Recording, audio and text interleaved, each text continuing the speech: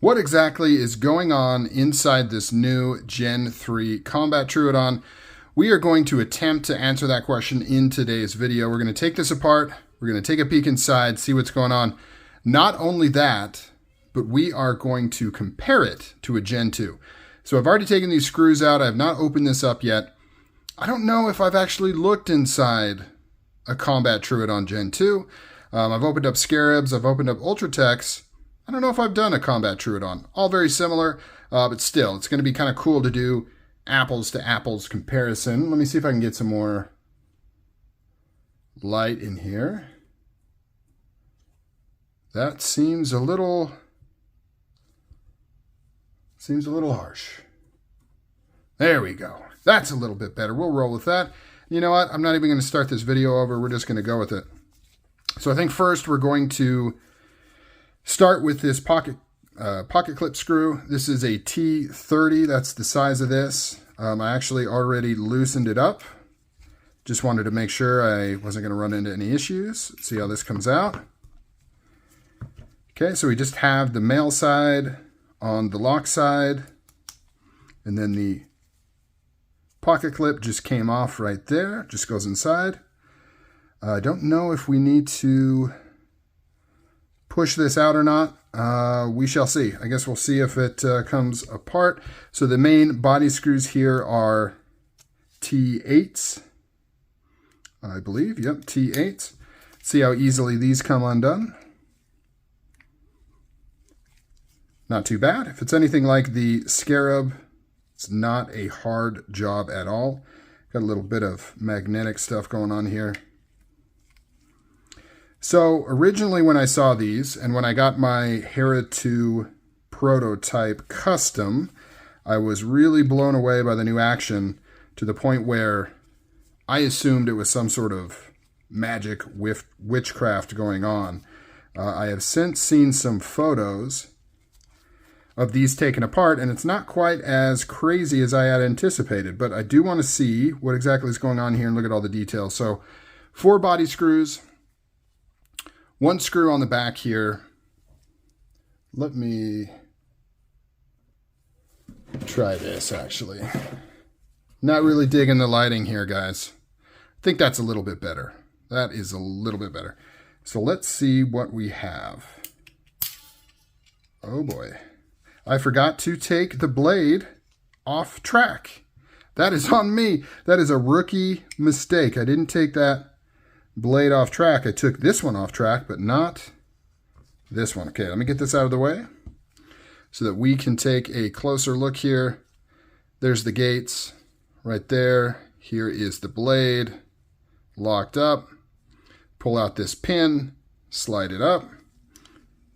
So not only am I wanting to take a look at the mechanism and everything like that, but I also want to take a look at how this blade fits in here, because I'm curious to see how they were able to get more blade in this handle than the previous version. Here's a look at this integrated piece right here. So it looks like the female side just kind of plugs through. I don't even know if you can really get that all the way out of there. Possibly. There's a piece of titanium with the glass breaker, the track, and here is the 2-spring system. Now, at first glance, I really don't see anything fundamentally that crazy. It's got the carriage, it hooks up here. It seems, if memory serves, this seems to be a much better system than what you would traditionally see in the older versions, but let's take a look. Let's take this carriage out here. Let's compare these. Interesting. Interesting. So, what do we have? How are they getting more blade in there? Because if I do butt to butt, let's see. This locking lug is a little higher, actually.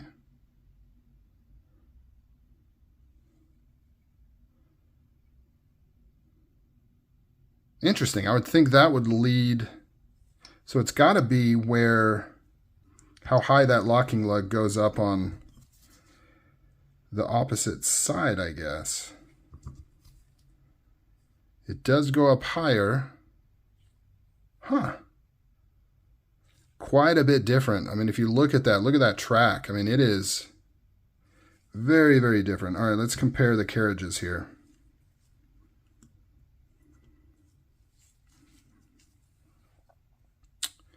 Quite a bit different. I'm not smart enough to figure out what some of this does.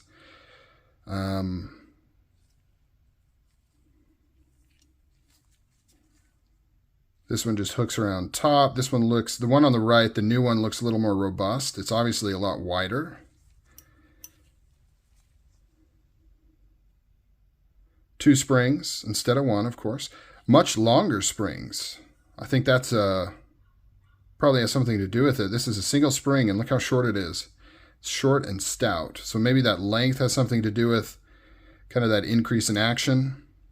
And then this rides within the channel back here. I don't know. Can see some major differences, but no mystery necessarily unlocked. Here's the locking gates. Very similar, especially that top one. Bottom one's a little bit different.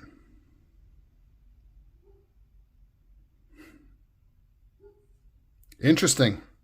Not necessarily the crazy aha moment that I was expecting. So, all right. Okay, let's try to get this back together. I'm gonna open that up since I messed up the not taking the blade off track there. Okay, get that inside there. So the main reason I'm wearing gloves, in case you were wondering, is because I'm going to put some lithium grease on these springs because they were doing, there's a little bit of what they call spring sing, where it kind of makes that twangy spring sound. It wasn't too bad. I don't know if you noticed it in any of the videos, but typically if you put grease on here, it will resolve it. And usually they put it on in the factory, but neither one of these has... Oh, actually, I take it back. You can see the old grease on this guy right here, just down here in the middle. So they didn't put it on this new one. I hope it's not for reasons, right? I hope it's not because it causes some kind of issue or, you know, I shouldn't do it. So hopefully that's not the case, and we just get rid of some of that sound, and we're good to go. My Hera 2 does not have any spring sing, or at least I can't hear it. My ears are not the best, but I could hear it on this one. Just going to clean up some of this goop in here. Okay, and I apologize if... So the spring is still in here, so I apologize if I get off frame it all on this. I'm just trying to concentrate on not losing any parts and not messing anything up. So, okay, that should be good. Pocket clip, pocket clip. There we go.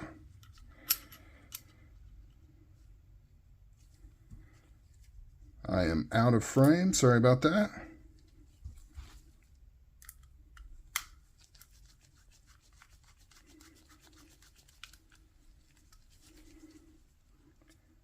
Okay, let's get that centered. I'm going to tighten this up just with this guy before cranking on it a little bit more up here. In fact, you know, I'm just going to leave it. Make sure to center this, and then we're going to try this out. Make sure we're good. We are good. And the sound is gone. It is gone. If you guys want to hang out with me for just another couple minutes while I get this one back together. I'm not going to have you watch me put the other one back together. It's a little bit trickier because of the special tool. It's a lot easier to slip off, and so I don't really want to do it in front of a camera and mess up my screws for no good reason. The Torx make it real easy to get this thing apart and do maintenance, which is a big deal. I think it's a really good thing they went this route, even though I like the look of the tri-wing screws. Those are great for customs, but for regular production users, I think this is a better route just because of you know, these do need maintenance. You do need to take them apart, clean them. You don't want to just be YOLOing these things without ever doing any maintenance on them. So there we go. There we go. It is a rocking and a rolling, and no more sound. So side note, if you ever want to get rid of any spring sound, just put a little bit of lithium grease, take it apart. It lasts quite a while, but eventually once the grease dries up hard enough, it might start making that sound again. It's just the name of the game. Springs make sound. Can't really get away from it. So that is one solution. All right, guys, that's it. Let me know down below. You know, it was cool. I think it was fun and informative. Take it apart. At least a disassembly video, I guess, if there's some value there. I didn't quite get the amazing secret mystery nugget I was hoping for. I was really hoping I would see something obvious that was like, wow, that's doing this and this is engaging here. A lot of stuff going on. I just don't know what it's doing. I probably should have taken this apart and maybe spent some time with it alone to figure out what all the pieces are and maybe why it's able to do what it does. But I didn't. I did it with you guys. So let me know down below. Was this informative at all? Interesting at all? If anything, I guess it was an okay takedown video. All right, guys, take it easy. Catch you on the next one.